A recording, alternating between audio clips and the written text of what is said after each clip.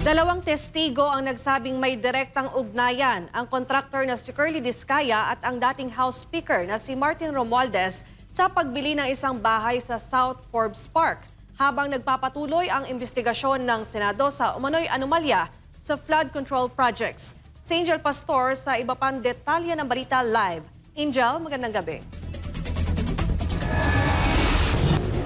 Yes, kapartner Daniela, humarap nga sa pagdinig ng Senate Blue Ribbon Committee ngayong Lunes, Enero 19, ang dalawang testigo na itinuro nilang si Curly Discaya, yung kontraktor, ang mismong nagsabi sa kanila na si dating House Speaker Martin Romualdez ang may-ari ng isang bahay sa isang kilalang subdivision sa Makati.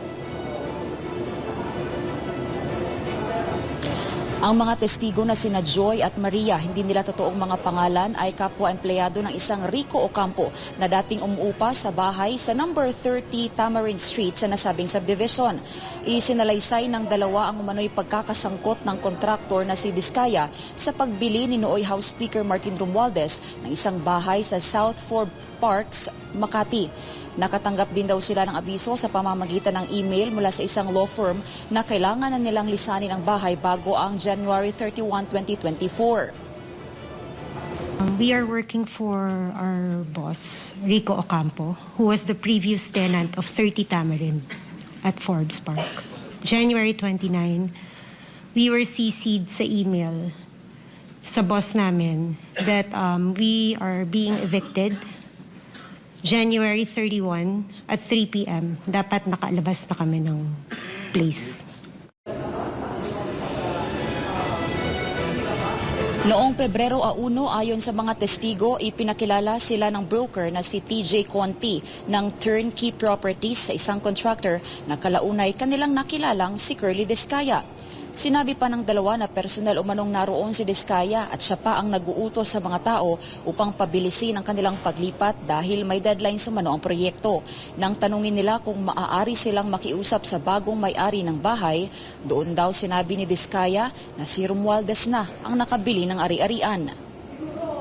We both asked, baka pwede po namin pakiusapan yung may-ari, yung bagong nakabili ng bahay. And then he also mentioned that si Romualdez ang nakabili. Mariin namang itinanggi ni Curly Discaya ang mga paratang laban sa kanya. Ayon kay Discaya, hindi raw siya kailanman nakapasok sa South Forbes Park at wala siyang kinalaman sa sinasabing transaksyon o pagpapaalis sa mga testigo.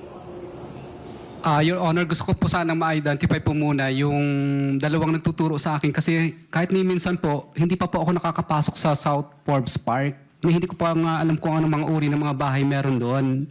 So, malabong-malabo po talaga at wala po akong inuutusan na kahit sinong broker.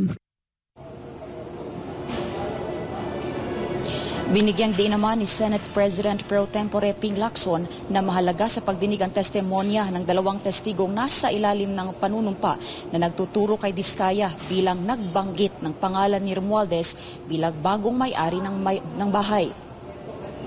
That's your option to deny.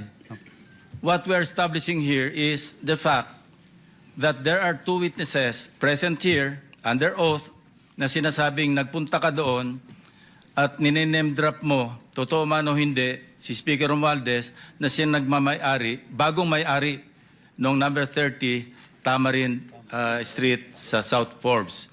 Yun lang naman eh. Truth. Matatandaan sa isang video message, sinabi ni dating ako Bicol Party List Representative Zaldico na pagsapit ng 2024 ay hindi na umano sapat ang mga bahay noon ni Speaker Martin Romualdez sa South Forbes Park para paglagyan ng sinasabing kickbacks mula sa flood control scam. Iniuugnay rin ni Ko ang sinasabing cash bodega sa umano'y pattern ng mga cash deliveries na konektado sa flood control projects ng DPWH na anyay lalo pang lumaki simula huling bahagi ng nakaraang taon.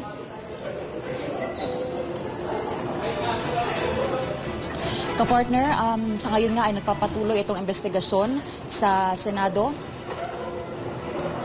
As of now, 7:19 ng gabi ay tinapos na nga ng Senate Blue Ribbon Committee ang pagdinig ng komite para sa investigasyon sa flood control projects. Pero kanina, bago sila nagtapos, ay huling sumalang si First District Batangas Representative Leandro Leviste na may hawak raw sa Cabral files.